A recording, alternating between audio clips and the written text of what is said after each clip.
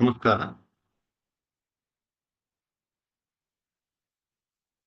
ಬ್ರಿಟಿಷರು ತಮ್ಮ ದೇಶಕ್ಕೆ ವ್ಯಾಪಾರದ ನಿಮಿತ್ತ ಬಂದರು. ಕ್ರಮೇಣ ನಮ್ಮ ದೇಶದ ಆಗಿದ್ದಂಥ ಅದೆಷ್ಟೋ ಸಣ್ಣ ಪುಟ್ಟ ರಾಜ್ಯಗಳನ್ನ ಮೋಸದಿಂದ ಕಬಳಿಸಿ ನೋಡ್ತಾ ನೋಡ್ತಾ ಇಡೀ ದೇಶದ ಬಹುತೇಕ ಬಹುಭಾಗ ಅವ್ರ ಕೈಗೆ ಬರುತ್ತೆ. ಅದಾದ್ಮೇಲೆ ಅನೇಕ ಪ್ರಯತ್ನಗಳು ನಡೆದಿದೆ ಬ್ರಿಟಿಷರನ್ನ ಓಡಿಸ್ಲಿಕ್ಕಾಗಿ ಅವರ ವಿರುದ್ಧ. ಅದು ಸಂಗೊಳ್ಳಿ ರಾಯಣ್ಣ ಇರ್ಬೋದು, ಕಿತ್ತೂರು ರಾಣಿ ಚೆನ್ನಮ್ಮ ಇರ್ಬೋದು. ಹೀಗೆ ದೇಶದ ಬೇರೆ ಬೇರೆ ಕಡೆ ಈ ರೀತಿಯ ಬ್ರಿಟಿಷರನ್ನ ಹೊಡೆದೋಡಿಸುವ ಪ್ರಯತ್ನಗಳು ನಡೀತಾ ಬಂತು.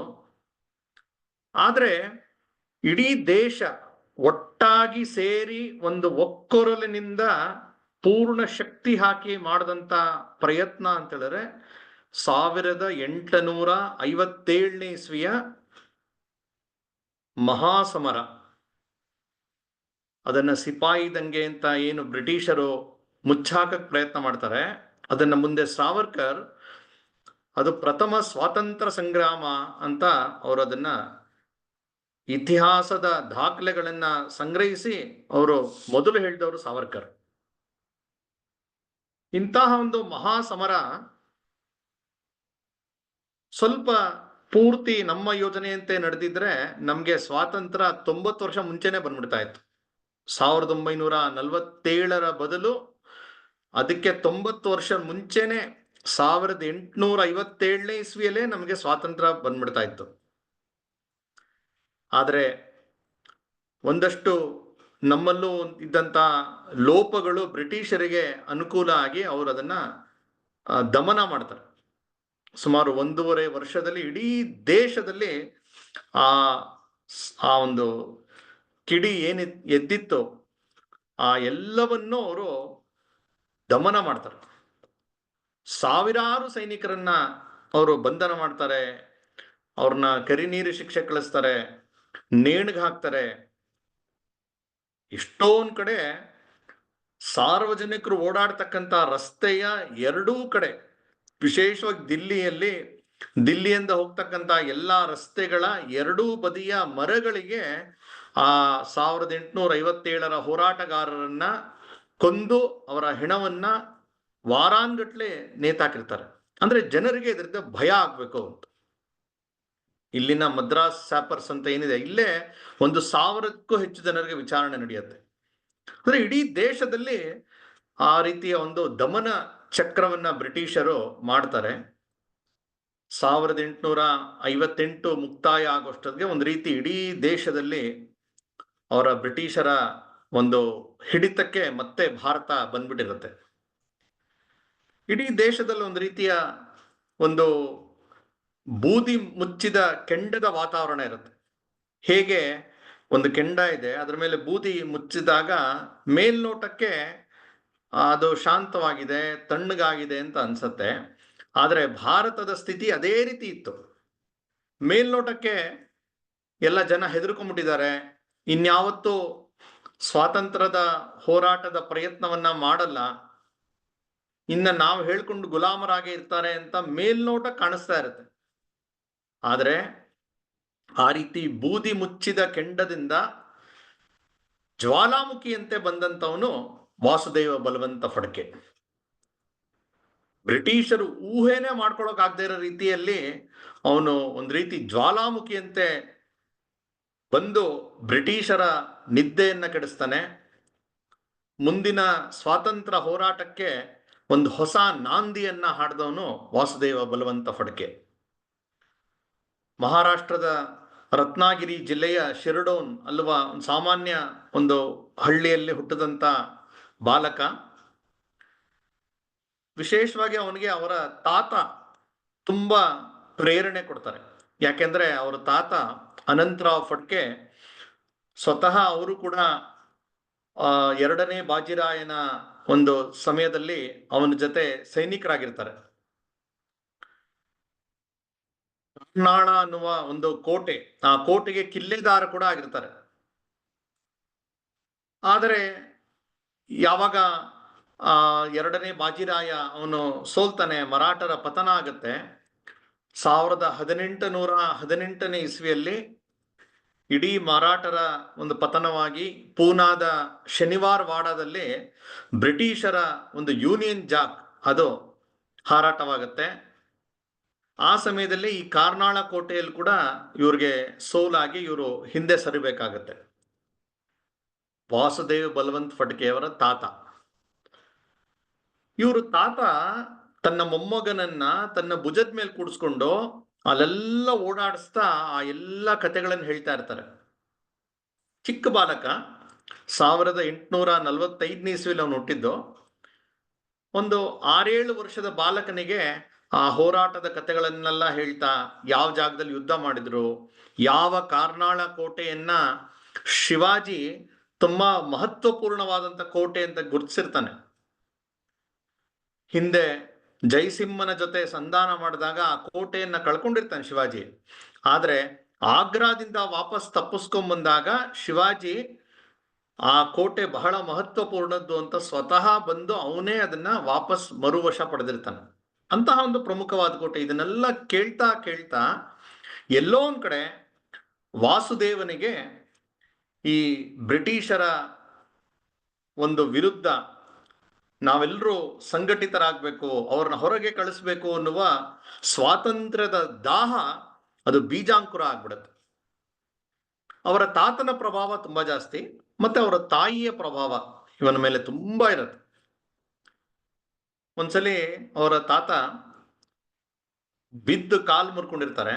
ಇವನು ಬೇರೆ ಊರಿನಲ್ಲಿ ಇರ್ತಾನೆ. ಸುದ್ದಿ ಗೊತ್ತಾಗಿ ಓಡ್ ಬರ್ತಾನೆ. ಅವ್ರ ತಾತ ಅಂದ್ರೆ ತುಂಬಾ ಪ್ರೀತಿ. ತಾತ ಅವರು ಕಾಲ್ ಮುರಿದಿದ್ದಾರೆ, ಮನೇಲಿ ಮಲಗಿರ್ತಾರೆ ಅಂತ ಮನೆಗೆ ಬಂದ್ರೆ ಮನೇಲಿ ಇರೋದೇ ಇಲ್ಲ. ಕೇಳಿದ್ರೆ ತೋಟಕ್ಕೆ ಹೋಗಿದ್ದಾರೆ ಅಂತಾರೆ. ಅಲ್ಲಿ ಇವನು ಹುಡ್ಕೊಂಡು ಬರ್ತಾನೆ ತಾತನ್ ನೋಡ್ಬೇಕು ಅಂತ. ಇವನ್ ಮನ್ಸಿನಲ್ಲಿ ಅವ್ರ ಕಾಲ್ ಮುರಿದೋಗಿದೆ, ಇನ್ನ ಬೆಡ್ ರಿಡನ್ನು, ಇನ್ನೇನು ಓಡಾಡಕ್ಕಾಗಲ್ಲ ಅನ್ನುವ ಯೋಚನೆ ಇಟ್ಕೊಂಡು ಬಂದ್ರೆ ಅವ್ರ ತಾತ ಒಂದು ಮರದ ಕಾಲಿನ ಸಹಾಯ ಇಟ್ಕೊಂಡು ಅವರು ತೋಟದಲ್ಲಿ ಕೆಲಸ ಮಾಡ್ತಾ ಇರ್ತಾರೆ, ಸಸಿ ನೆಡ್ತಾ ಇರ್ತಾರೆ. ಒಂದು 1000 ಸಸಿಯನ್ನು ತರಿಸಿರ್ತಾರೆ, ಅದನ್ನ ನೆಡ್ತಾ ಇರ್ತಾರೆ.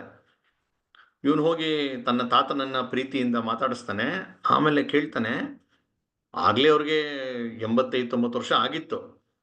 ಈ ವಯಸ್ಸಿನಲ್ಲಿ ನೀವು ಏನೋ ಸಸಿ ನೆಡ್ತಾ ಇದ್ದೀರಾ, ಇದು ಬೆಳೆಯೋದನ್ನ ನೋಡೋಕೆ ನೀವೇ ಇರಲ್ವಲ್ಲ ಅಂತ ಪ್ರಶ್ನೆ ಕೇಳ್ತಾನೆ. ಆಗ ಅವ್ರ ತಾತ ಅನಂತರಾವ್ ಫಡ್ಕೆ ಹೇಳ್ತಾರೆ, ಸಸಿಯನ್ನ ನೆಡ್ಬೇಕಾದ್ರೆ ಇದು ನನಗಾಗಿ ಅಂತ ಭಾವನೆಯಿಂದ ನಾವು ನೆಡೋದೇ ಇಲ್ಲ. ಯಾಕೆಂದ್ರೆ ನಮ್ಮ ತಾತ ನೆಟ್ಟಂತ ಸಸಿ ನನ್ನ ಕಾಲಕ್ಕೆ ಫಲವಾಗಿರುತ್ತೆ. ಅದೇ ರೀತಿ ನಾವು ಮಾಡುವಂತ ಪ್ರಯತ್ನ ಮುಂದಿನ ಪೀಳಿಗೆಗೆ ಅದು ಉಪಯೋಗ ಆಗತ್ತೆ ಅನ್ನುವ ಮಾತನ್ನು ಹೇಳ್ತಾರೆ. ಈ ಒಂದು ವಿಚಾರ ವಾಸುದೇವನಿಗೆ ತುಂಬಾ ಮನಸ್ಸಿನಲ್ಲಿ ಕೂತ್ಕೊಳ್ಳುತ್ತೆ.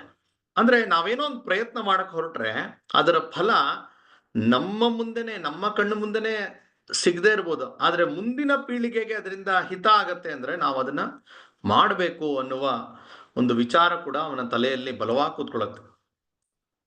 ಮುಂದೆ ಅವನು ತನ್ನ ವಿದ್ಯಾಭ್ಯಾಸ ಮುಗಿಸಿ ಆಗಿನ ಕಾಲದಲ್ಲೇ ಡಿಗ್ರಿ ಮಾಡಿದಂತ ಒಂದು ಪ್ರಾರಂಭದ ಬ್ಯಾಚ್ ಅವನು. 1862ರಲ್ಲೇ ಅವನ ಡಿಗ್ರಿ ಆಗತ್ತೆ. ಅಲ್ಲೇ ಬ್ರಿಟಿಷರ ಕೆಳಗೆ ಕೆಲಸ ಮಾಡ್ತಾ ಇರ್ತಾನೆ. ಪ್ರಾರಂಭದಲ್ಲಿ ಮುಂಬೈನಲ್ಲಿ, ಆಮೇಲೆ ಪೂನಾದಲ್ಲಿ ಕೆಲಸ ಮಾಡ್ತಾ ಇರ್ತಾನೆ. ಮದುವೆ ಕೂಡ ಆಗಿರುತ್ತೆ. ಚಿಕ್ಕ ಒಂದು ಮನೆಯಲ್ಲಿ ಗಂಡ ಹೆಂಡತಿ ಇರ್ತಾರೆ. ಸईबाई ಎನ್ನುವ ಚಿಕ್ಕ ವಯಸ್ಸಿನ ಹೆಂಡತಿ. ಇವನಿಗೆ ಸದಾ ತಾಯಿ ಬಗ್ಗೆ ಒಂದು ಅವನ ನೆನಪು, ಅದನ್ನೇ ಯೋಚನೆ ಮಾಡ್ತಾ ಇರ್ತಾನೆ. ನನ್ನ ತಾಯಿನ ಚೆನ್ನಾಗಿ ನೋಡ್ಕೊಳ್ಬೇಕು. ತಾಯಿ ತುಂಬಾ ಪ್ರೀತಿಯಿಂದ ಅವನನ್ನ ಬೆಳೆಸಿರ್ತಾರೆ. ಆದ್ರೆ ನಾನು ಎಲ್ಲೋ ಇಲ್ಲಿ ಬೇರೆ ಊರಿಗೆ ಬಂದಿದ್ದೀನಿ, ತಾಯಿಯ ನೆನಪು ಯಾವಾಗ್ಲೂ ಬರ್ತಾ ಇರುತ್ತೆ. ಹೀಗೆ ಒಂದ್ಸಲಿ ಅವನು ಪೂನಾದಲ್ಲಿ ಉದ್ಯೋಗದಲ್ಲಿದ್ದಾಗ ಯಾರೋ ಅವರ ಅಪರಿಚಿತ ವ್ಯಕ್ತಿ ಊರಿನಿಂದ ಬಂದು, ನಿನ್ನ ತಾಯಿಗೆ ತುಂಬಾ ಅನಾರೋಗ್ಯ ಆಗಿದೆ, ತುರ್ತಾಗಿ ನೀನು ಬಂದು ನೋಡು ಅಂತ ಹೇಳಿ ಅವನಿಗೆ ಸುದ್ದಿಯನ್ನು ಹೇಳ್ತಾರೆ. ಆ ವಿಷಯ ಕೇಳ್ತಾ ಇದ್ದಂಗೆ ವಾಸುದೇವನಿಗೆ ಎಲ್ಲ ಬಿಸಾಡಿ ಹೋಗ್ಬೇಕು ನನ್ನ ತಾಯಿ ಹತ್ರ ಅಂತ ಅನ್ಸುತ್ತೆ.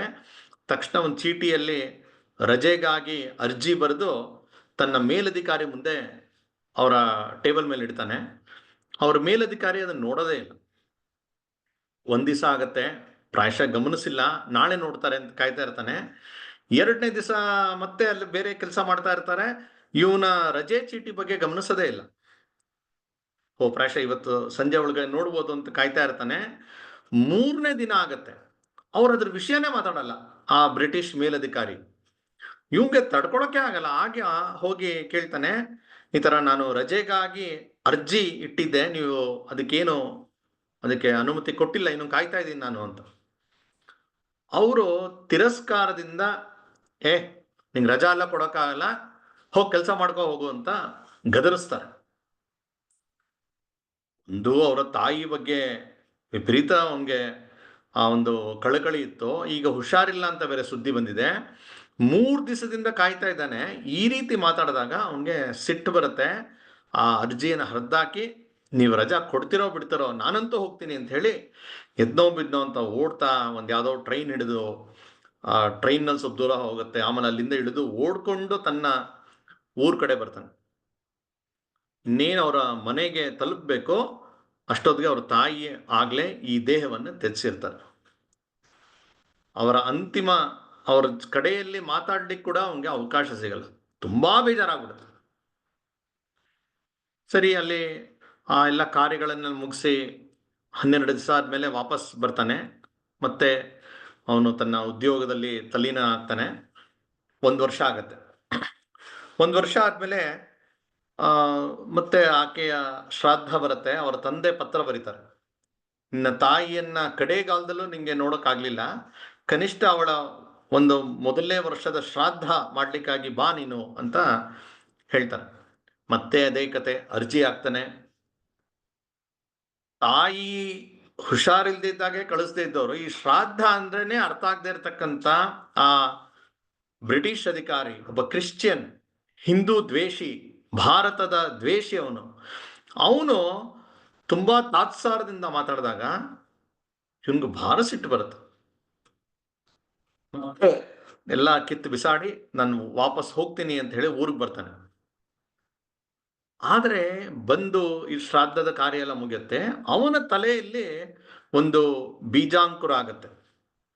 ಏನ್ ನಡೀತಾ ಇದೆ ನಮ್ಮ ದೇಶದಲ್ಲಿ? ನನ್ನ ಸ್ವಂತ ತಾಯಿಗೆ ನಾನು ಮಾಡಬೇಕಾದಂತ ಕರ್ತವ್ಯಗಳನ್ನ ಮಾಡಕ್ಕೆ ಬೇಕು ಬೇಡ, ಮಾಡಬೇಡ ಅಂತ ಹೇಳಕ್ಕೆ ಇವ್ರ್ಯಾರು? ಯಾವುದೋ 7,000 ಕಿಲೋಮೀಟರ್ ದೂರದಿಂದ ಬಂದು ನಮ್ಮ ಮೇಲೆ ದಬ್ಬಾಳಿಕೆ ಮಾಡ್ತಾ ಇದ್ದಾರೆ. ಇವ್ರ ಗುಲಾಮರಾಗಿ ನಾವಿದೀವಲ್ಲ ಅಂತ ಅವನ್ಗೆ, ಏನು ತನ್ನ ಬಾಲ್ಯದಿಂದ ಅನೇಕ ಘಟನೆಗಳು ಪ್ರಭಾವ ಬೀರುತ್ತೋ ಅದಕ್ಕೆ ಇದು ಸೇರ್ಕೊಂಡು ಅವನ ತಲೆಯಲ್ಲಿ ಅದು ಓಡಕ್ ಶುರು ಆಗುತ್ತೆ. ಆಗ ಅವನ್ಗನ್ಸತ್ತೆ, ನನ್ನ ತಾಯಿ ಬಗ್ಗೆ ನಾನು ಯೋಚನೆ ಮಾಡ್ತಾ ಇದ್ದೀನಿ, ನಮ್ಮೆಲ್ಲರ ತಾಯಿ ಆದಂತ ಭಾರತಾಂಬೆಯ ಸ್ಥಿತಿ ಏನಾಗಿದೆ ಇವತ್ತು? ಭಾರತ ಮಾತೆ ಇವತ್ತು ಆ ಬಂಧನದ ಸಂಕೋಲೆಯಲ್ಲಿ ಸಿಕ್ಕಾಕೊಂಡಿದ್ದಾಳೆ. ಅವಳ ಕರ್ತವ್ಯವನ್ನ ನಾವು ಮಾಡ್ಬೇಕಾಗಿದೆ. ನನ್ನ ಹೆತ್ತ ತಾಯಿಯ ಕರ್ತವ್ಯ ಅಂತೂ ನಾನು ಮಾಡಕ್ಕಾಗ್ಲಿಲ್ಲ. ಆ ಒಂದು ಪಾಪ ಪ್ರಜ್ಞೆ ಇದೆ ನನಗೆ. ಆದರೆ ನಮ್ಮೆಲ್ಲ ಹೊತ್ತಿರ್ತಕ್ಕಂಥ ಈ ಭೂಮಿ ತಾಯಿ, ಭಾರತ ಮಾತೆ, ಈಕೆಯ ಸೇವೆ ಅಂತೂ ನಾನು ಮಾಡ್ತೀನಿ. ಈಕೆಯನ್ನ ನಾನು ಏನಾರು ಮಾಡಿ ಬಂಧನದಿಂದ ಮುಕ್ತಿ ಮಾಡ್ತೀನಿ ಅಂತ ಹೇಳಿ ಅವನ್ಗೆ ಮನಸ್ಸಿನಲ್ಲಿ ಅನ್ಸಕ್ ಶುರು ಆಗುತ್ತೆ. ಕೆಲ್ಸಕ್ಕೆ ಹೋಗ್ತಾ ಇರ್ತಾನೆ, ಆದ್ರೆ ಮನಸ್ಸೆಲ್ಲ ಇದೇ ಇರುತ್ತೆ. ಆ ಸಮಯದಲ್ಲಿ ಪೂನಾದಲ್ಲಿ ಒಂದಷ್ಟು ಜನ ಈ ತರ ಏನು ಬ್ರಿಟಿಷರು ಮಾಡ್ತಾ ಇರತಕ್ಕಂತಹ ಒಂದು ಅನ್ಯಾಯಗಳು, ಇದನ್ನೆಲ್ಲ ಜನರಿಗೆ ತಿಳಿಸ್ತಕ್ಕಂತ ಒಂದು ಪ್ರಯತ್ನಗಳು ಶುರು ಆಗಿರುತ್ತೆ. ಪೂನಾ ಸಾರ್ವಜನಿಕ ಸಭಾ ಅಂತ ಹೇಳಿ ಒಂದು ವೇದಿಕೆ ಅಡಿಯಲ್ಲಿ ಸೇರ್ತಾ ಇರ್ತಾರೆ ಜನ.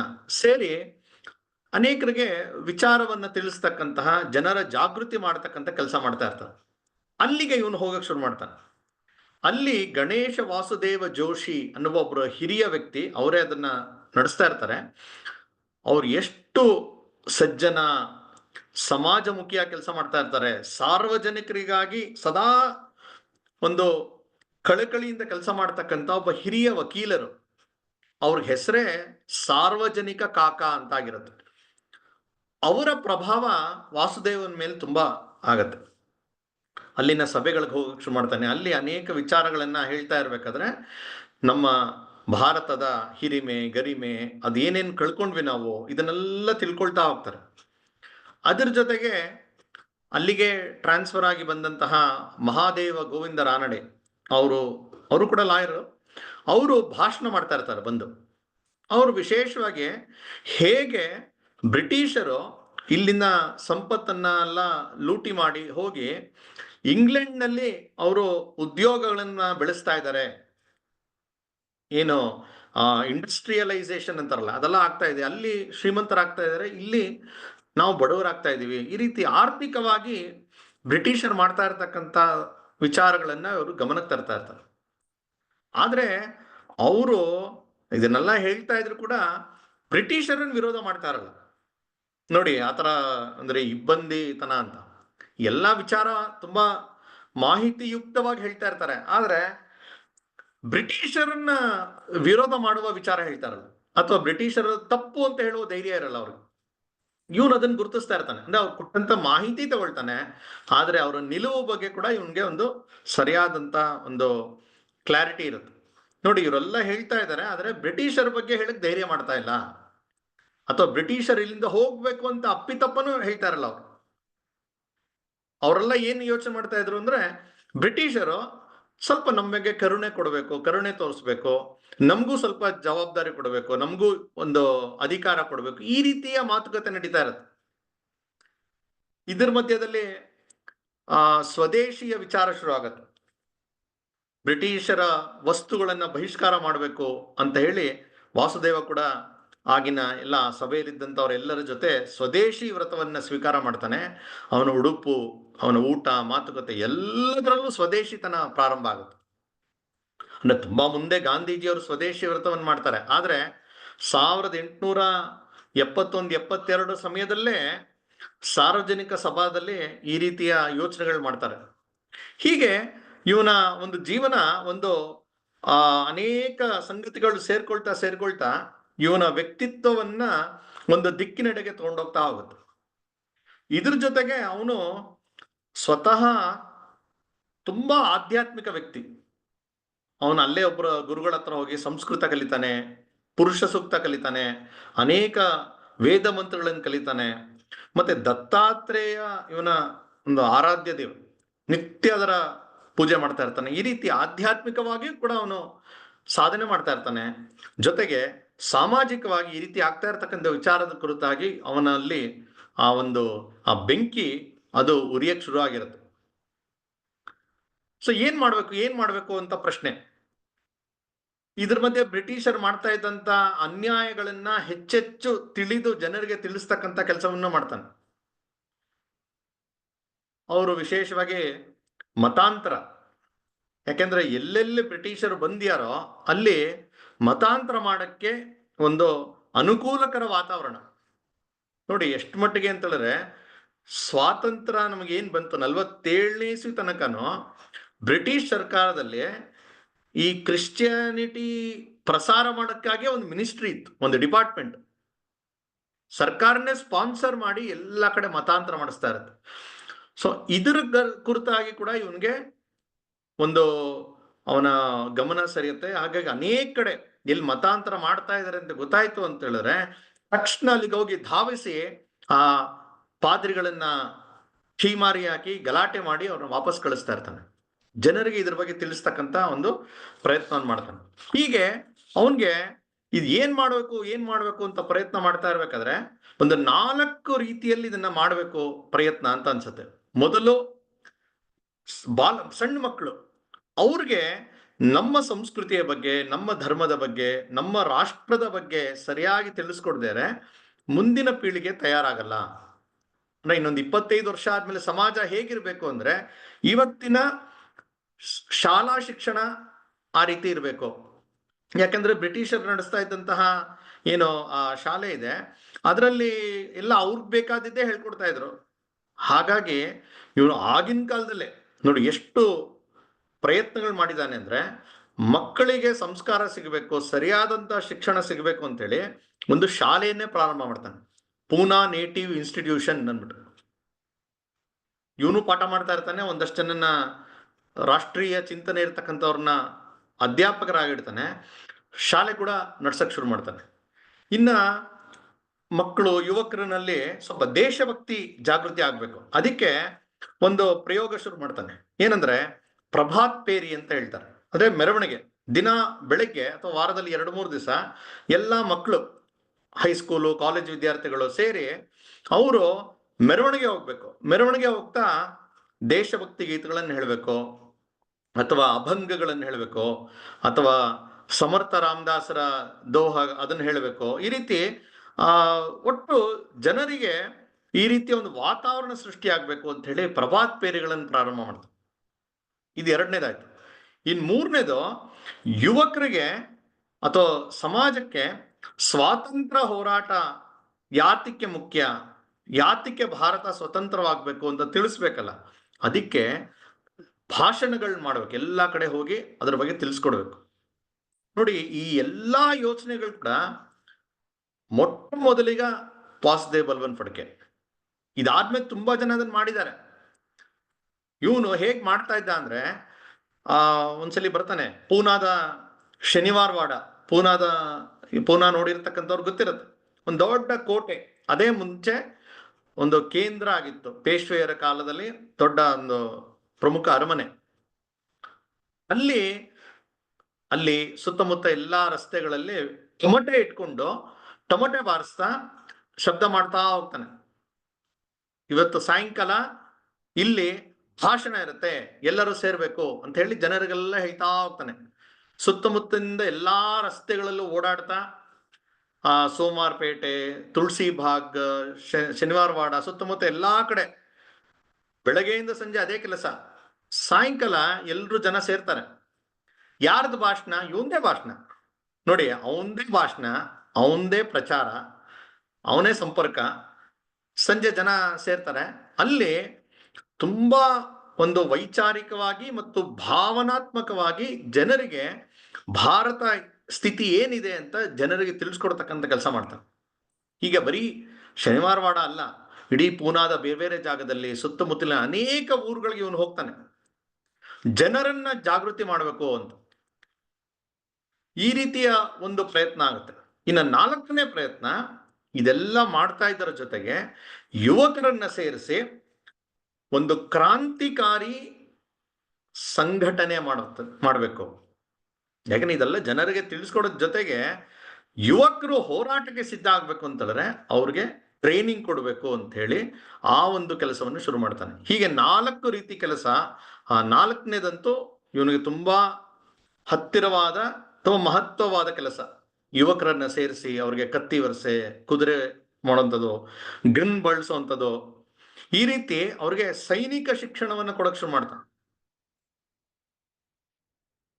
ಆತರ ಇವನು ಯುವಕರಿಗೆ ಕೊಟ್ಟಂತ ಶಿಕ್ಷಣಕ್ಕೆ ಲೋಕಮಾನ್ಯ ತಿಲಕರು ಕೂಡ ಭಾಗವಹಿಸಿದ್ರು ಅಂತ ಮುಂದೆ ನಮಗೆ ಗೊತ್ತಾಗತ್ತದು. ಹೀಗೆ ಆಗಿನ ನೂರಾರು ಯುವಕರಿಗೆ ಇವನು ಸ್ವಾತಂತ್ರ್ಯದ ಕಿಚ್ಚನ್ನ ಹಚ್ಚಕ್ ಶುರು ಮಾಡ್ತಾನೆ. ಹೀಗೆ ಜನಜಾಗೃತಿ, ಶಿಕ್ಷಣ, ಪ್ರಭಾತ್ ಪೇರಿಗಳು ಮತ್ತೆ ಕ್ರಾಂತಿಕಾರಿ ಸಂಘಟನೆಗಳನ್ನ ಮಾಡ್ತಾ ಇಡೀ ಪೂನಾದ ಸುತ್ತಮುತ್ತ ಇವನು ಜನರನ್ನ ಒಂದು ರೀತಿಯ ಭಾವನಾತ್ಮಕವಾಗಿ ದೇಶಕ್ಕೆ ಕೆಲಸ ಮಾಡುವ ರೀತಿ ಸಿದ್ಧ ಮಾಡಕ್ ಶುರು ಮಾಡ್ತಾನೆ. ಆದ್ರೆ ಇವನ್ಗಾದಂತ ಅನುಭವ ಏನಂತ ಹೇಳಿದ್ರೆ, ಜನ, ವಿಶೇಷವಾಗಿ ನಗರದ ಪಟ್ಟಣದ ಜನ ಅಥವಾ ಓದಂತ ಜನ, ಅವರು ರಿಸ್ಕ್ ತಗೊಳಕ್ ಇಷ್ಟಪಡಲ್ಲ. ಯಾವಾಗಲೂ ಸೇಫ್ ಆಗಿರ್ಬೇಕು. ಬೆಂಬಲ ಕೊಡ್ತೀವಿ, ಆದ್ರೆ ನಾವೇ ಬಂದು ಧುಮುಕ್ಬೇಕು ಅಂದ್ರೆ 4 ಸಲ ಯೋಚನೆ ಮಾಡ್ತೀವಿ. ಅದೇ ರೀತಿ ತಾನು ಇವತ್ತಿಗೂ ಪರಿಸ್ಥಿತಿ. ದೇಶದ ಕೆಲಸ, ಸಮಾಜದ ಕೆಲಸ ಅಂತ ಹೇಳಿದ್ರೆ ಅದ್ಯಾರೋ ಮಾಡ್ಬೇಕು, ನಾವು ಸ್ವಲ್ಪ ಬೇಕಾದ್ರೆ ಫಂಡ್ ಕೊಡ್ತೀವಿ, ಬೇಕಾದ್ರೆ ನಮ್ಮ ಆಶೀರ್ವಾದ ಇದೆ, ಹಿಂದೆ ನಿಂತು ಸಪೋರ್ಟ್ ಮಾಡ್ತೀವಿ ಅಂತಾರೆ. ನೀವೇ ಬಂದು ಧುಮುಕಿ ಅಂದ್ರೆ ಎಜುಕೇಟೆಡ್ ಕ್ಲಾಸ್, ಮಿಡಲ್ ಕ್ಲಾಸ್, ಸಾಮಾನ್ಯ ಜನ ರಿಸ್ಕ್ ತಗೊಳಕ್ ಇಷ್ಟಪಡೋದು. ಎಷ್ಟು ಮಟ್ಟಿಗೆ ಅಂದ್ರೆ ಕೆಲವರು ಬ್ರಿಟಿಷ್ ಆಳ್ವಿಕೆನೆ ಚೆನ್ನಾಗಿದೆ ಬಿಡ್ರಿ, ಯಾಕೆ ಸುಮ್ಮನೆ ರಿಸ್ಕ್ ಅಂತೆಲ್ಲ ಹೇಳಿದ್ದಾರೆ ಬುದ್ಧಿವಾದ ಇವಂಗೆ. ಆವಾಗ ಗೊತ್ತಾಯ್ತು ಇವಂಗೆ ಇವರಿಂದ ಕೆಲಸ ಆಗಲ್ಲ. ಇದೇ ರೀತಿ ಶಿವಾಜಿಗೂ ಆಗಿತ್ತು. ಶಿವಾಜಿ ಸೈನ್ಯ ಕಟ್ಟಬೇಕು ಅಂತ ಹೇಳಿ ನಗರದಲ್ಲಿ ಓಡಾಡಿದಾಗ ಯಾರ ಬೆಂಬಲನೂ ಸಿಗಲ್ಲ. ಹಾಗಾಗಿ ಶಿವಾಜಿ ಕಾಡು ಮೇಡುಗಳಲ್ಲಿ ಓಡಾಡ್ಕೊಂಡ ಇದ್ದಂತಹ ಮಾವಳಿ ಪೌರರ ಸಂಘಟನೆ ಮಾಡ್ತಾನೆ. ಅದೇ ರೀತಿ ವಾಸುದೇವ್ ಬಲ್ವನ್ ಫಡ್ಕೆ ಇವನು ರಾಮೋಶಿ ಎನ್ನುವ ಒಂದು ಜನಾಂಗ, ಅವ್ರು ವಿಶೇಷವಾಗಿ ಹೋರಾಟ, ದರೋಡೆ ಈ ರೀತಿನೇ ಮಾಡ್ತಿರ್ತಾರೆ. ಅಂತವರ ಸಂಘಟನೆ ಮಾಡಿ ಅವ್ರಿಗೆ ಈ ಒಂದು ಬ್ರಿಟಿಷರನ್ನ ಹೊಡೆದೋಡ್ಸಕ್ ಬೇಕಾದಂತ ಒಂದು ಮಾನಸಿಕ ಸಿದ್ಧತೆ ಏನ್ ಮಾಡ್ತಾನೆ. ಈಗ ಅದೆಲ್ಲ ಮಾಡ್ಬೇಕು ಅಂತ ಹೇಳಿದ್ರೆ ಶಸ್ತ್ರಾಸ್ತ್ರ ಬೇಕು, ದುಡ್ಡು ಬೇಕು. ದುಡ್ಡು ಯಾರು ಕೊಡ್ತಾರೆ? ದುಡ್ಡು ಯಾರು ಕೊಡ್ತಾ ಇರಲ್ಲ. ಸರಿ, ನಿಶ್ಚಯ ಮಾಡ್ತಾರೆ ಸರ್ಕಾರಿ ಖಜಾನೆಗಳನ್ನ ಲೂಟಿ ಮಾಡಬೇಕು. ಯಾಕೆಂದ್ರೆ ಆ ಎಲ್ಲಾ ದುಡ್ಡು ನಮ್ಗೆ ಸೇರಿದ್ದು, ಭಾರತೀಯರೇ ಸೇರಿದ್ದು. ಅದನ್ನ ಲೂಟಿ ಮಾಡಕ್ ಶುರು ಮಾಡ್ತಾರೆ. ಎನಿವೆ ಅವ್ರಿಗೆ ದರೋಡೆ ಬರ್ತಿರುತ್ತೆ, ಆದ್ರೆ ಅನೇಕ ನಿಯಮಗಳಿರುತ್ತೆ.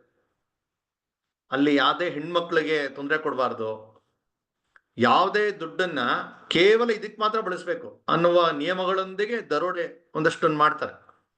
ಜೊತೆಗೆ ಕೆಲವು ಶ್ರೀಮಂತರು ಇರ್ತಾರೆ, ಜಮೀನ್ದಾರರು ಕೆಲವರು, ಅವರು ಬ್ರಿಟಿಷರ ಏಜೆಂಟ್ ತರ ಕೆಲಸ ಮಾಡ್ತಾ ಇರ್ತಾರೆ.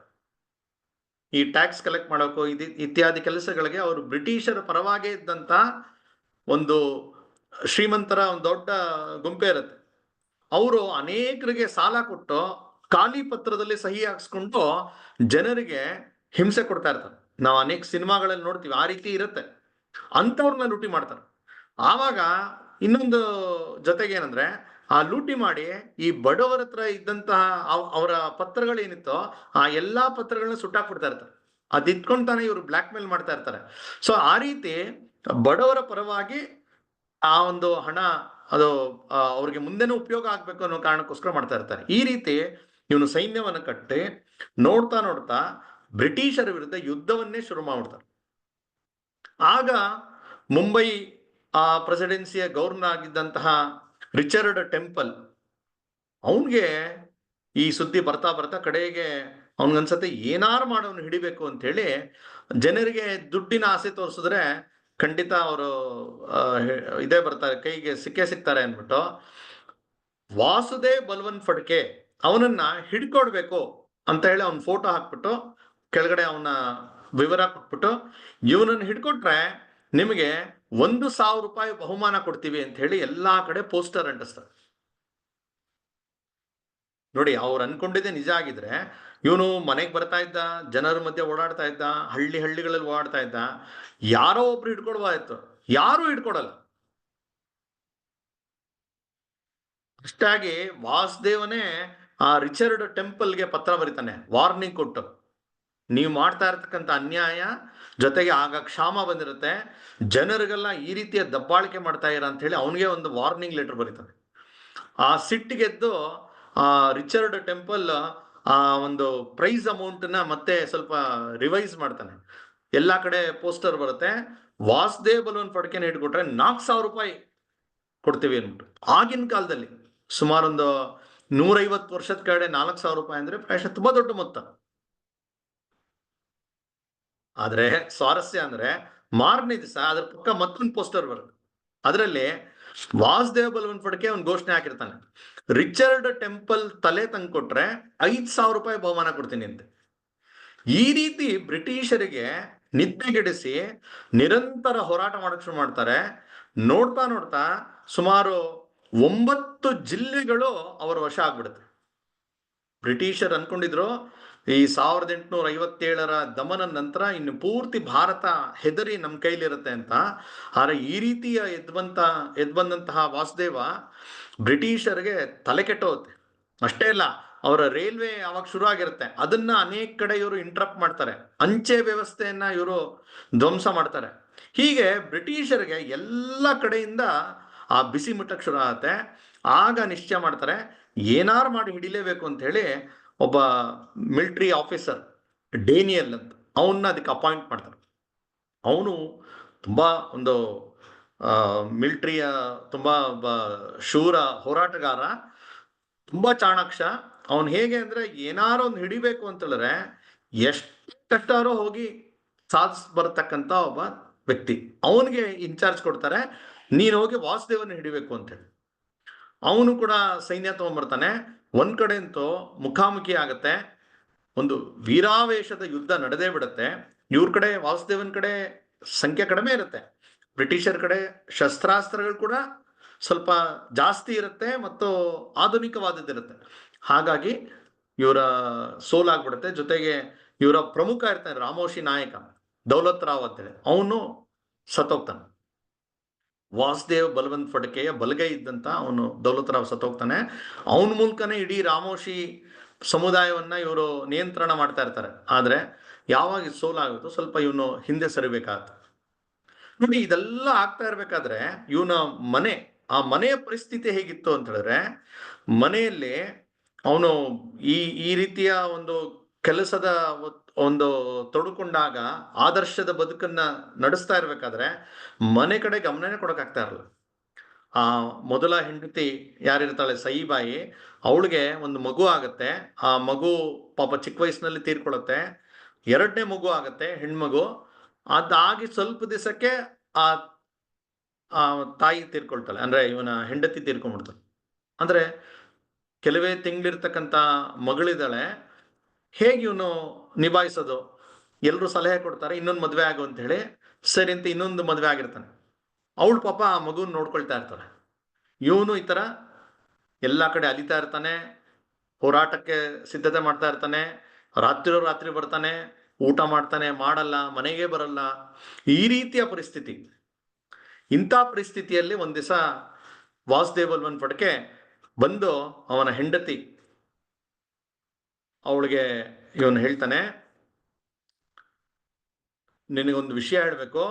ಏನಂದ್ರೆ, ನಾನು ನಿನಗೆ ಯಾವುದೇ ರೀತಿಯ ಸುಖ ಕೊಟ್ಟಿಲ್ಲ, ನಿಂಗೆ ಏನೂ ತೆಕ್ಕೊಟ್ಟಿಲ್ಲ, ಯಾವುದೇ ರೀತಿ ನಿಂಗೆ ಒಳ್ಳೇದು ಮಾಡಕ್ ಆಗ್ಲೇ ಇಲ್ಲ ನಂಗೆ. ನೀ ನನ್ನ ಮದುವೆ ಮಾಡ್ಕೊಂಡು ತಪ್ಪು ಮಾಡಿಬಿಟ್ಯಾ ಅಂತ ಹೇಳ್ತಾನೆ. ಅವಳು ಮಹಾಸಾಧ್ವಿ. ಅವಳಿಗೆ ಕೂಡ ಇವನು ಈ ಎಲ್ಲ ಸಂಸ್ಕಾರವನ್ನು ಕೊಟ್ಟಿರ್ತಾನೆ. ಅವಳಿಗೆ ಓದು ಬರಹ ಹೇಳ್ಕೊಟ್ಟಿರ್ತಾನೆ, ಸಂಸ್ಕೃತ ಹೇಳ್ಕೊಟ್ಟಿರ್ತಾನೆ. ಅಷ್ಟೇ ಅಲ್ಲ, ಆ ಸೈನಿಕ ಶಿಕ್ಷಣಕ್ಕೆ ಇವಳು ಬರ್ತಾ ಇರ್ತಾಳೆ. ಅಂತ ಹೆಂಡತಿ ಅವಳು ಹೇಳ್ತಾಳೆ, ಆ ಥರ ಯಾಕೆ ಯೋಚನೆ ಮಾಡ್ತೀರಾ? ನಮ್ಮ ಇತಿಹಾಸದಲ್ಲಿ ನಾವು ಕೇಳಲ್ವಾ, ಸೀತೆ ಯುವರಾಜನನ್ನ ಮದುವೆ ಆದ್ರೆ ಕಾಡ್ಗೋಗುವಂತ ಸ್ಥಿತಿ ಬಂದಿಲ್ವಾ?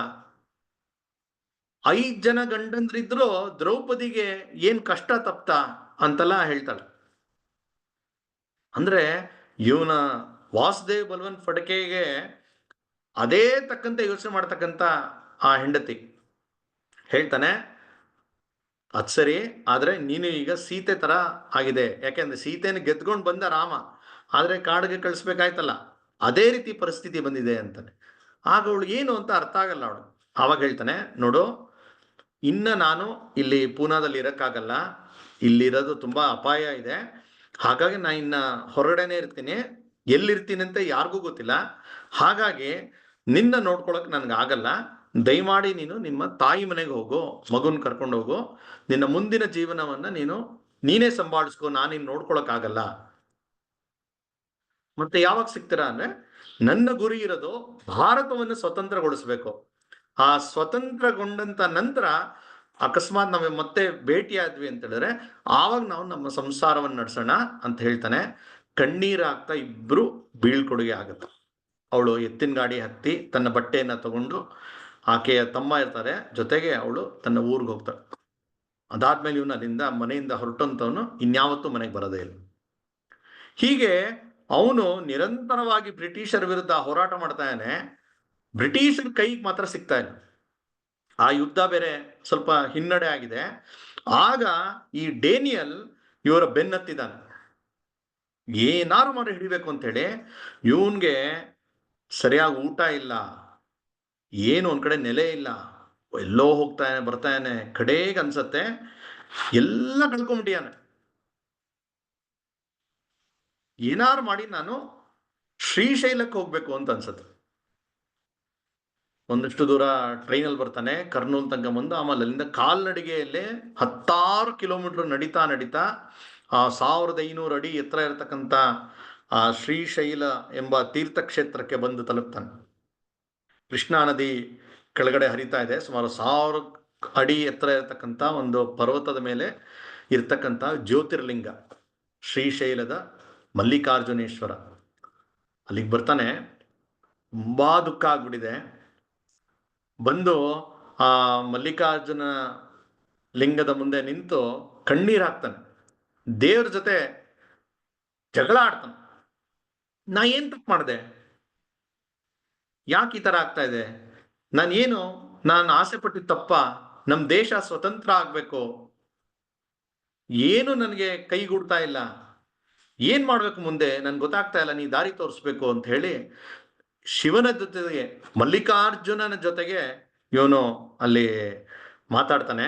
ಕಡೆಗೆ ಹೇಳ್ತಾನೆ, ನೋಡು, ಇನ್ನು 1 ವಾರ ಸಮಯ, 1 ವಾರ ನಾನು ಇಲ್ಲಿದ್ದು ನಾನು ಇಲ್ಲಿ ಒಂದು ಇದು ಮಾಡ್ತೀನಿ, ವ್ರತಾಚರಣೆಯನ್ನ ಮಾಡ್ತೀನಿ. ಆ 1 ವಾರದ ನಂತರ ನನಗೆ ಉತ್ತರ ಸಿಗಿಲ್ಲ ಅಂದ್ರೆ ಇನ್ನ ನಾನು ಬದುಕಿರೋದು ಅವಶ್ಯಕತೆ ಇಲ್ಲ ಅಂತ ಹೇಳಿ ನಾನು ಇಲ್ಲೇ ನನ್ನ ತಲೆಯನ್ನ ಸಮರ್ಪಣೆ ಮಾಡ್ಬಿಡ್ತೀನಿ ಅಂತ ಹೇಳಿ ಆವತ್ತಿನಿಂದ ವ್ರತ ಶುರು ಮಾಡ್ತಾನೆ. ನಿತ್ಯ ಅಲ್ಲೇ ಪಕ್ಕದಲ್ಲೊಂದು ಕೆರೆ ಇರುತ್ತೆ, ಆನೆ ಕೆರೆ ಅಂತ ಕರೀತಾರೆ, ಆನೆಗಳ ಒಂದು ಕೊಳ. ಅಲ್ಲಿ ಹೋಗೋದು, ಸ್ನಾನ ಮಾಡೋದು, ಬರೋದು, ಇಲ್ಲಿ ಧ್ಯಾನ ಮಾಡ್ತಾ ಕೂತ್ಕೊಳ್ಳೋದು, ಅಲ್ಲಿಂದ ತಂದಂತಹ ಆ ಬಿಲ್ವಪತ್ರೆ, ಆ ಹೂವುಗಳನ್ನು ತಂದು ಅರ್ಚನೆ ಮಾಡಿ, ಅದಾದ್ಮೇಲೆ ಬಂದು ಅಲ್ಲೊಂದು ಅರಳಿ ಕಟ್ಟೆ ಇರುತ್ತೆ, ಅಲ್ಲಿ ಬಂದು ಕೂತ್ಕೊಳ್ಳೋದು, ಅಲ್ಲಿ ಧ್ಯಾನ ಮಾಡ್ತಾ ಕೂತ್ಕೊಳ್ಳೋದು. ಆಗ ಅವನ ಹತ್ರ ಆ ಒಂದು ಬರೆಯೋ ಅಭ್ಯಾಸ ಇರುತ್ತೆ ಅವನಿಗೆ.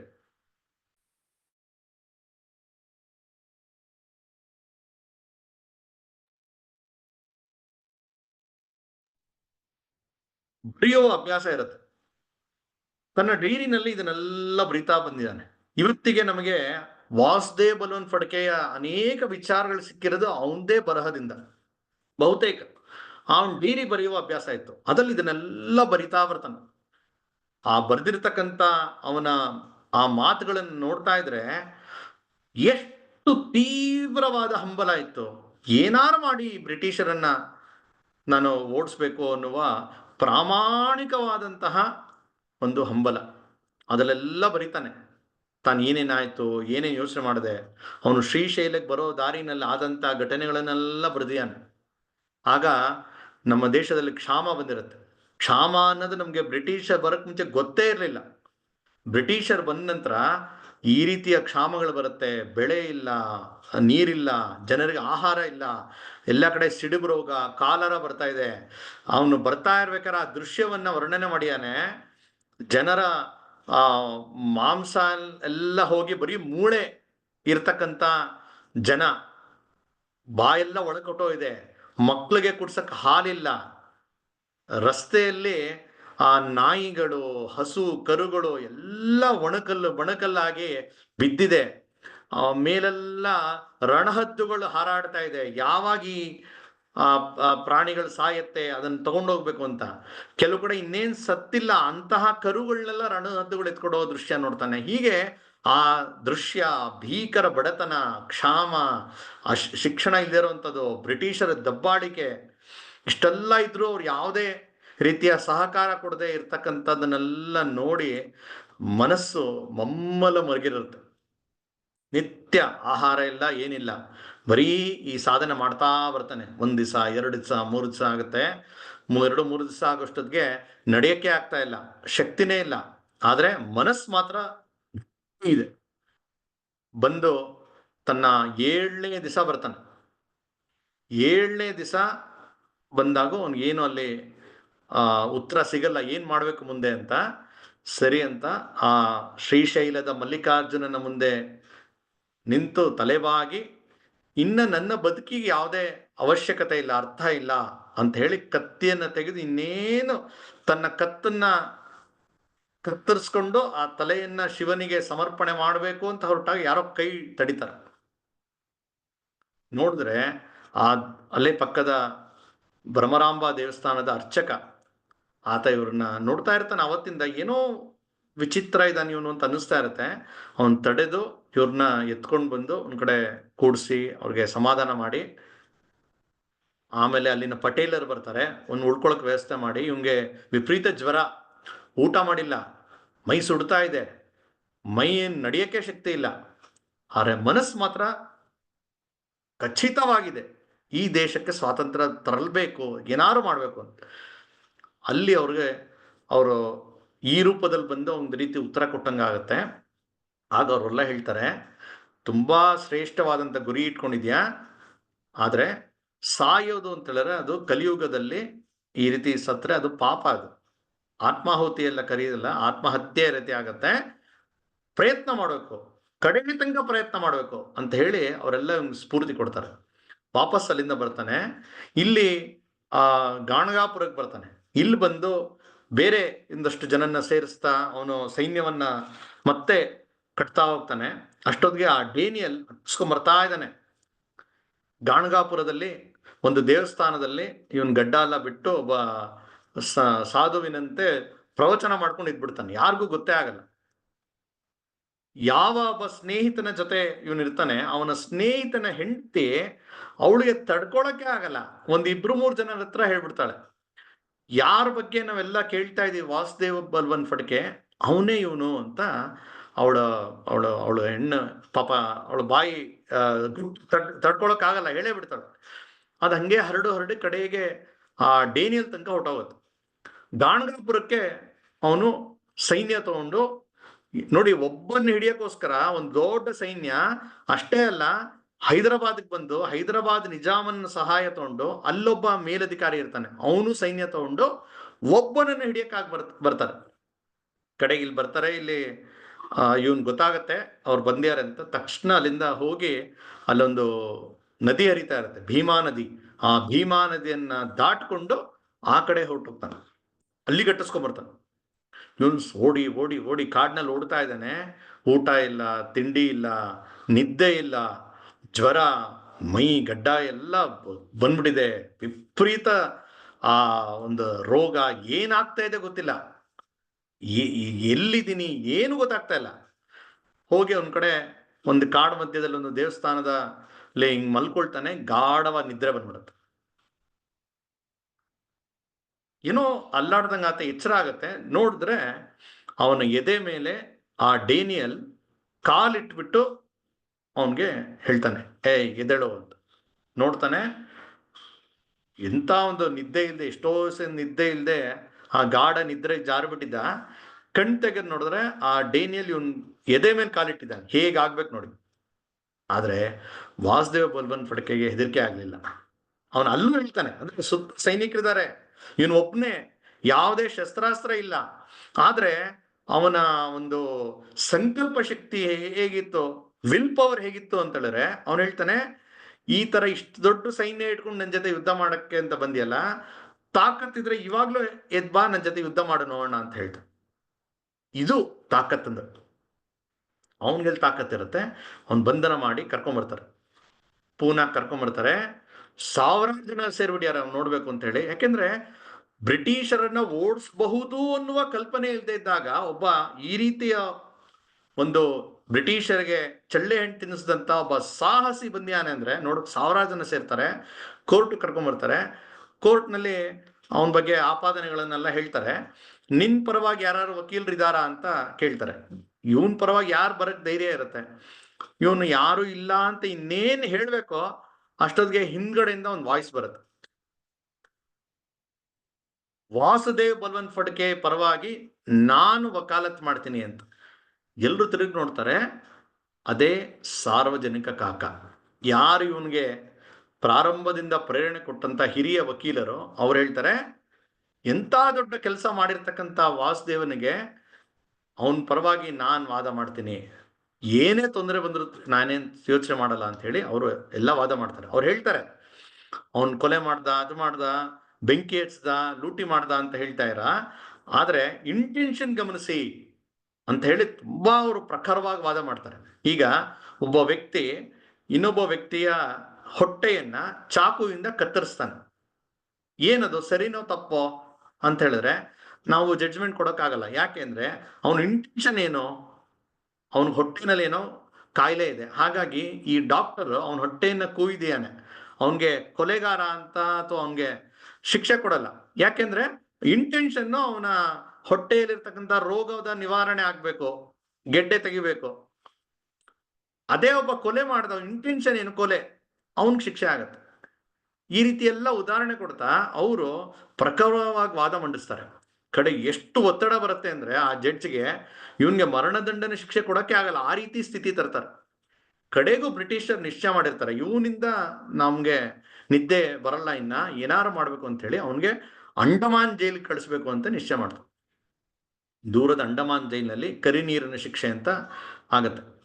ಆಮೇಲೆ ಯೋಚನೆ ಮಾಡ್ತಾರೆ ಬ್ರಿಟಿಷರು, ಅಂಡಮಾನ್ನಲ್ಲಿ ಈಗಾಗಲೇ ಅನೇಕ ಸ್ವಾತಂತ್ರ್ಯ ಹೋರಾಟಗಾರರು ಇದ್ರು, ಮತ್ತೆ ಕೆಲವರು ಹೊರಗಡೆ ಬಂದಿದ್ರು. ಇವನು ಅಲ್ಲೋದ ಅಂತ ಹೇಳಿದ್ರೆ ಮತ್ತೆ ಅವ್ರನ್ನೆಲ್ಲ ಸೇರಿಸಿ ಸಂಘಟನೆ ಮಾಡಿ ಯುದ್ಧ ಮಾಡೋನೇ ಇವನು. ಅಷ್ಟು ಸುಲಭವಾಗಿ ಜಪ್ಪಯ್ಯ ಅಂತ ಇವನು ಒಪ್ಪಲ್ಲ ಇವನು. ಹಾಗಾಗಿ ಬೇಡ ಅಂತೇಳಿ ದೂರದ ಏಡನ್ ಜೈಲಿನಲ್ಲಿ ಅವ್ರನ್ನ ಇಡಬೇಕು ಅಂತ ನಿಶ್ಚಯ ಮಾಡ್ತಾರೆ. ದೂರದ ಮರಳುಗಾಡು, ಇವತ್ತಿನ ಓಮಾನ್ ಅಂತ ಕರೀತಾರೆ, ಅಲ್ಲಿ ಒಂದು ಜೈಲು, ಅಲ್ಲಿ ಇವನ್ನ ಹಾಕ್ಬಿಡ್ತಾರೆ. ತುಂಬಾ ದುಃಖ ಆಗತ್ತೆ ಇವ್ಗೆ. ಅಲ್ಲಿ ಹೋಗಿ ಹಾಕ್ತಾರೆ. ಅಲ್ಲಿ ಹೋಗಿ ಏಕಾಂಗಿ ಇದ್ದಾನೆ. ಯಾರೋ ಒಬ್ಬ ಅಲ್ಲಿನ ಅರಬ್ಬನ್ ಜೊತೆ ಸ್ನೇಹ ಬೆಳೆಸ್ಕೊಳ್ತಾನೆ. ಆ ಜೈಲರ್ಗೆ ಅನುಮಾನ ಬರುತ್ತೆ, ಇವನು ಇಲ್ಲೇನೋ ಮಾಡ್ತಾ ಇದ್ದಾನೆ ಅಂದ್ಬಿಟ್ಟು ಅವನ ರೂಮನ್ನ ಆ ಜೈಲರ್ ಪಕ್ಕದ ರೂಮ್ಗೆ ಶಿಫ್ಟ್ ಮಾಡಿಸ್ತಾನೆ. ಅವನ ಜೊತೆ ಮಾತಾಡಕ್ಕೆ ಅವಕಾಶ ಕೊಡೋದೇ ಇಲ್ಲ. ಆದ್ರೂ ಇವನಲ್ಲಿ ಪ್ರಯತ್ನ ಮಾಡ್ತಾ ಇರ್ತಾನೆ, ಏನಾರು ಮಾಡ್ಬೇಕು ಅಂತೇಳಿ. ಇಲ್ಲಿಂದ ತಪ್ಪಿಸ್ಕೊಂಡು ಹೋಗ್ಬೇಕು, ಇಲ್ಲಿದ್ರೆ ಸುಮ್ಮನೆ ಜೀವನ ವ್ಯರ್ಥ ಆಗತ್ತೆ, ತಪ್ಪಿಸ್ಕೊಂಡೋದ್ರೆ ಮತ್ತೆ ಏನಾರು ಮಾಡಿ ಹೋರಾಟ ಮಾಡ್ಬೋದು ಅಂತ ಒಂದು ಆಸೆ ಅವನಲ್ಲಿ ಬರುತ್ತೆ. ಅನೇಕ ವಾರಗಳ ಕಾಲ ಪ್ರಯತ್ನ ಮಾಡಿ ಅದಕ್ಕೆ ಸ್ಟ್ರಾಟಜಿ ಮಾಡಿ ಒಂದ್ ದಿವಸ ಆ ಜೈಲಿನಿಂದ ತಪ್ಪಿಸ್ಕೊಂಡ್ಬಿಡ್ತಾನೆ. ಅದ್ ಹೇಗೆ ತಪ್ಪಿಸ್ಕೊಂಡ ಅನ್ನುವುದೇ ಅತ್ಯಂತ ರೋಚಕವಾದಂತಹ ವಿಚಾರ. ಅಷ್ಟು ಬಿಗಿಯಾದಂತಹ ಪಹರೆ ಇದ್ರೂ ಕೂಡ ತಪ್ಪಿಸ್ಕೊಂಡು ಓಡೋಗ್ತಾನೆ ರಾತ್ರಿ. ಅವನಿಗೇನಂದ್ರೆ ಬೆಳಗ್ಗೆ ಆಗೋಷ್ಟೊತ್ತಿಗೆ ಇಲ್ಲಿಂದ ದೂರ ಹೊರಟೋಗಿರ್ಬೇಕು ಅಂತ ಓಡ್ತಾನೆ. ಸುಮಾರು 10-12 ಕಿಲೋಮೀಟರ್ ಓಡಿಯಾನ ರಾತ್ರಿ ಎಲ್ಲ. ಅಲ್ಲೇನೆಲ್ಲ ಮರಳುಗಾಡು, ಆಮೇಲೆ ಸಮುದ್ರ ಸಿಗತ್ತೆ. ಅಲ್ಲಿ ಯಾವ್ದೋ ದೋಣಿಗಳು ನೋಡಿದ್ರೆ ಎಲ್ಲ ಇವ್ರ ಅರಬ್ಬರದ್ದು ದೋಣಿ ಇದೆ, ಇವ್ನ ಅರಬ್ ಭಾಷೆ ಬರಲ್ಲ, ಮತ್ತೆ ಬ್ರಿಟಿಷರ್ಗೆ ಸಂಬಂಧಪಟ್ಟಿದ್ದೆ. ಏನೆಲ್ಲಾ ಪ್ರಯತ್ನ ಮಾಡ್ತಾನೆ, ಕಡೆಗೆ ಮತ್ತೆ ಬಂದು ಹಿಡಿತಾರೆ. ಹಿಡಿದು ಮತ್ತೆ ಕರ್ಕೊಂಡ್ಬಂದು ಜೈಲಲ್ಲಿ ಹಾಕ್ತಾರೆ. ಆವಾಗ ಅವನಿಗೆ ಕ್ಷಯ ರೋಗ ಬರುತ್ತೆ. ಮತ್ತೆ ಈ ದೇಹ ಅದು ಯಾವುದೇ ತಡ್ಕೊಳಕ್ ಶಕ್ತಿ ಇರಲ್ಲ. ಅವನಿಗೊಬ್ಬ ಡಾಕ್ಟರ್ ಇರ್ತಾರೆ, ಅವರು ಟ್ರೀಟ್ ಮಾಡ್ತಾ ಇರ್ತಾರೆ, ಅವರು ಭಾರತೀಯರೇ. ಅವ್ರು ಕೇಳ್ತಾನೆ, ನಂದು ಅಂತ್ಯಕಾಲ ಬಂದಿದೆ ಅಲ್ವಾ, ಇನ್ನೇನು ಉಳಿಯಕ್ಕೆ ಸಾಧ್ಯ ಇಲ್ಲ ಅಲ್ವಾ ಅಂತ. ಅವರು ಹೌದಪ್ಪ ಅಂತ ಒಪ್ಕೊಳ್ತಾರೆ ಪ್ರಾಮಾಣಿಕವಾಗಿ. ಆಗ ನನ್ನ ಬ್ಯಾಗ್ನಲ್ಲಿ ಒಂದು ಸಣ್ಣ ಪ್ಯಾಕೆಟ್ ಇದೆ, ಕೊಡಿ ಅಂತ ಹೇಳ್ತಾನೆ. ಏನೋ ಪಟ್ನ ಇದೆ ಅಂತ. ಅವ್ರಿಗೆ ಗೊತ್ತಾಗಲ್ಲ ಏನು ಅಂತ. ಅವನು ಬ್ಯಾಗ್ ತೆಗೆದು ಆ ಪಟ್ನ ತೆಕ್ಕೊಡ್ತಾರೆ. ಒಂದು ಸಣ್ಣ ಡಬ್ಬಿ ಇರುತ್ತಲ್ಲ ಒಳಗಡೆ. ಏನಿದು ಅಂತ ಕೇಳ್ತಾರೆ. ಆಗ ಹೇಳ್ತಾನೆ, ನೋಡಿ, ನನ್ನ ಭಾರತ ಮಾತೆಗೋಸ್ಕರ, ಅವಳ ವಿಮೋಚನೆಗೋಸ್ಕರ ಸಂಕಲ್ಪ ಮಾಡಿ ನಾನು ಹೋರಾಟ ಮಾಡಿದೆ. ನನ್ನ ದುರಾದೃಷ್ಟ ನೋಡಿ, ನನ್ನ ಕಡೆಗಾಲದಲ್ಲಿ ಅವಳ ಮಡಿಲಲ್ಲಿ ನಂಗೆ ಅವಕಾಶ ಸಿಕ್ಕಿಲ್ಲ, ದೂರದ ಏಡೆನ್ಗೆ ಕಳಿಸ್ಬಿಟ್ಟಾರೆ. ಹಾಗಾಗಿ ಭಾರತದ ಮಣ್ಣನ್ನ ತಂದು ನಾನಿಲ್ಲಿ ಅಂತ ಹೇಳಿ ಆ ಮಣ್ಣನ್ನ ನನ್ನ ಮೈ ಮೇಲೆಲ್ಲ ಹಾಕಿ ಅಂತ ಹೇಳಿ ಆ ಭಾರತದ ಆ ಮಣ್ಣನ್ನ, ಮೃತ್ತಿಕೆಯನ್ನ ಮೈ ಮೇಲೆಲ್ಲ ಹಾಕಿಸ್ಕೊಳ್ತಾನೆ. ಆಮೇಲೆ ಹಂಗೆ ಪ್ರಾಣ ಬಿಡ್ತಾನೆ. 1883 ಇಸ್ವಿ ಫೆಬ್ರವರಿ 17ನೇ ತಾರೀಕು ಅವನು ಈ ದೇಹವನ್ನು ಬಿಡ್ತಾನೆ. ಕೇವಲ 37 ವರ್ಷ ಅಷ್ಟೇ ಬದುಕಿದ್ದವನು. ಆದರೆ ಅವನು ಬದುಕಿದಂಥ ರೀತಿ, ಆ ಮಾಡಿದಂತಹ ಆ ಅವಿರತ ಹೋರಾಟ, ನಿಷ್ಕಾಮವಾಗಿ ಅವನು ಕೋರ್ಟ್ನಲ್ಲಿ ಕಡೆ ಸ್ಟೇಟ್ಮೆಂಟ್ ಏನ್ ಗೊತ್ತಾ? ಅವನು ಹೇಳ್ತಾನೆ, ಭಾರತಕ್ಕೆ ಸ್ವಾತಂತ್ರ್ಯ ತಂದ್ಕೊಡ್ತೀನಿ ಅಂತ ನಾನು ಸಂಕಲ್ಪ ಮಾಡಿದ್ದೆ, ಪ್ರತಿಜ್ಞೆ ಮಾಡಿದೆ, ಆದರೆ ತಂದ್ಕೊಡಕ್ ಆಗ್ತಾ ಇಲ್ಲ ನನ್ನ ಕೈಯಲ್ಲಿ, ದಯಮಾಡಿ ನನ್ ಕ್ಷಮಿಸಿ ಅಂತ ಇಡೀ ಭಾರತೀಯ ಸಮಾಜವನ್ನ ಅವನು ಕ್ಷಮೆ ಕೇಳಿ ಏಡೆನ್ಗೆ ಹೋಗಿರ್ತಾನೆ. ಸ್ವಂತಕ್ಕಾಗಿ ಏನೂ ಇಲ್ಲ, ಸರ್ವಸ್ವವನ್ನು ಸುರಿತಾನೆ. ಅವನು ಮಾಡಿದರ ಸಂದರ್ಭ ಆವಾಗ ತಕ್ಷಣಕ್ಕೆ ಸ್ವಾತಂತ್ರ್ಯ ಸಿಗ್ಲಿಲ್ಲ ನಮ್ಗೆ, ಆದ್ರೆ ಮುಂದಿನ ಸ್ವಾತಂತ್ರ್ಯ ಹೋರಾಟಕ್ಕೆ ಅದು ಬೀಜಾಂಕುರ ಆಗುತ್ತೆ. 1857 ನಂತರದ ಮೊದಲ ಕ್ರಾಂತಿಕಾರಿ ವಾಸುದೇವ್ ಬಲ್ವನ್ ಫಡ್ಕೆ, ಮೊದಲ ಬಲಿದಾನಿ ವಾಸುದೇವ್ ಬಲ್ವನ್ ಫಡ್ಕೆ. ಅಲ್ಲಿ ತನಕ ಬ್ರಿಟಿಷರನ್ನು ಓಡಿಸ್ಬೇಕು ಅನ್ನೋದೆಲ್ಲ ಮಾತಾಡ್ತಾ ಇದ್ರು, ಆದ್ರೆ ಪೂರ್ಣ ಸ್ವರಾಜ್ಯ ಅನ್ನುವ ವಿಚಾರವನ್ನ ಹೇಳಕ್ಕೆ ದೊಡ್ಡವರು ಹೆದರ್ತಾ ಇದ್ರು. ಅಂತ ಸಮಯದಲ್ಲಿ ಪೂರ್ತಿ ಸ್ವಾತಂತ್ರ್ಯ ಪಡಿಬೇಕು ಅನ್ನುವ ಒಂದು ವಿಷಯವನ್ನ ನಿರ್ಭೀತಿಯಿಂದ ಹೇಳಿದಂತವನು ವಾಸುದೇವ್ ಬಲ್ವನ್ ಫಡ್ಕೆ. ಅಷ್ಟೇ ಅಲ್ಲ, ಭಾರತದ ಗಣರಾಜ್ಯ ಹೇಗಿರ್ಬೇಕು ಅಂತ ಕನಸು ಕಂಡಂತ ಮೊದಲ ವ್ಯಕ್ತಿ ವಾಸುದೇವ್ ಬಲ್ವನ್ ಫಡ್ಕೆ. ಜನರನ್ನ ಜಾಗೃತಿ ಮಾಡಕ್ಕೋಸ್ಕರ, ದೇಶಭಕ್ತಿಯನ್ನ ಅರಳಿಸಕ್ಕೋಸ್ಕರ ಊರೂರಲ್ಲಿ ಹೋಗಿ ಭಾಷಣ ಮಾಡ್ತಕ್ಕಂತಹ ಪ್ರಯೋಗ ಮೊದಲು ಮಾಡಿದ್ದು ವಾಸುದೇವ್ ಬಲ್ವನ್ ಫಡ್ಕೆ. ಮುಂದೆ ನಾವು ನೋಡ್ತೀವಿ ಲಾಲಾ ಲಜಪತ್ ರಾಯ್, ಬಾಲ ಗಂಗಾಧರ್ ತಿಲಕ್ ಇರ್ಬೋದು, ಬಿಪಿನ್ ಚಂದ್ರ ಪಾಲು, ಗಾಂಧೀಜಿ, ನೇತಾಜಿ, ಸಾಕಷ್ಟು ಜನ ಅದನ್ನ ಮುಂದುವರ್ಸಿದ್ರು. ಆದ್ರೆ ಜನರನ್ನ ಜಾಗೃತಿ ಮಾಡಬೇಕು ಅನ್ನುವ ಕಾನ್ಸೆಪ್ಟ್ ಮೊದಲು ಮಾಡಿದ್ದೇವೆ. ಭಾರತೀಯ ಶಿಕ್ಷಣ ಕೊಡಬೇಕು, ಭಾರತೀಯ ಸಂಸ್ಕೃತಿಯನ್ನ ತಿಳಿಸ್ಕೊಡ್ಬೇಕು ಅಂತ ಒಂದು ಪ್ರಯತ್ನ ಮಾಡ್ತಾನೆ. ಆ ಮಾಡಿದ ಮೊದಲಿಗ ವಾಸುದೇವ್ ಬಲ್ವನ್ ಫಡ್ಕೆ. ಇವನ ಜೀವನ ಹೇಗೆ ಅಂತಂದ್ರೆ, ನಾಗಲೇ ಹೇಳಿದೆ, ಇವನು ಯುವಕರಿಗೆ ಕೊಟ್ಟಂತ ಶಿಕ್ಷಣದಲ್ಲಿ ಲೋಕಮಾನ್ಯ ತಿಲಕರು ಭಾಗವಹಿಸಿರ್ತಾರೆ. ಹಾಗಾಗಿ ಲೋಕಮಾನ್ಯ ತಿಲಕರಿಗೆ ಇವನು ಸ್ವಾತಂತ್ರ್ಯ ಹೋರಾಟದ ಪ್ರೇರಣೆ, ಇವನು ಕೂಡ ಒಬ್ಬ. ಅದೇ ತರ ಚಾಪೇಕರ್ ಸಹೋದರ ಇರ್ಬೋದು, ಸಾವರ್ಕರ್ ಇರ್ಬೋದು, ನೇತಾಜಿ ಸುಭಾಷ್ ಚಂದ್ರ ಬೋಸ್ ತನಕ ಮುಂದಿನ ಸ್ವಾತಂತ್ರ್ಯ ಹೋರಾಟದ ಎಲ್ಲ ಸಶಸ್ತ್ರ ಹೋರಾಟಕ್ಕೆ ಒಂದು ನಾಂದಿ ಹಾಡ್ತಾನೆ ವಾಸುದೇವ್ ಬಲ್ವನ್ ಫಡ್ಕೆ. ಅಷ್ಟೇ ಅಲ್ಲ, ಸ್ವಾತಂತ್ರ್ಯ ಹೋರಾಟದ ರಣಮಂತ್ರ ಅಂತ ಏನ್ ಕರೀತಾರೆ, ಒಂದೇ ಮಾತರಂ, ಅದನ್ನು ಬರೆದಂತ ಬಂಕಿಂ ಚಂದ್ರ ಚಟರ್ಜಿ ಅವರ ಆ ಏನು ಗ್ರಂಥ ಇದೆ ಆನಂದ ಮಠ, ಆ ಆನಂದ ಮಠ ಬರೀಲಿಕ್ಕೆ ಸ್ಫೂರ್ತಿ ವಾಸುದೇವ್ ಬಲ್ವನ್ ಫಡ್ಕೆ. ಹೀಗೆ ಕೇವಲ 37 ವರ್ಷ ಜೀವಿಸಿ ತನ್ನ ಕುಟುಂಬವನ್ನ ನಡುನೀರಿನಲ್ಲೇ ಅದಕ್ಕೆ ತಿಲಾಂಜಲಿ ಹಾಡಿ ತನ್ನ ಕೆಲಸವನ್ನ ತ್ಯಜಿಸಿ ಭಾರತ ಮಾತೆಯ ವಿಮೋಚನೆಗಾಗಿ ತನ್ನ ಸರ್ವಸ್ವವನ್ನು ಸಮರ್ಪಿಸಿ ಸ್ವಾತಂತ್ರ್ಯ ಹೋರಾಟದ ಒಂದು ಮುಂದಿನ ಪ್ರಯಾಣಕ್ಕೆ ಚಾಲನೆ ಕೊಟ್ಟಂತಹ ಆ ವಾಸುದೇವ್ ಬಲ್ವನ್ ಫಡ್ಕೆ ಅಂತಹ ಸಾರ್ಥಕ ಬದುಕಿಗೆ ನನ್ನ ಸಾಷ್ಟಾಂಗ ಪ್ರಣಾಮಗಳು. ನಮಸ್ಕಾರ.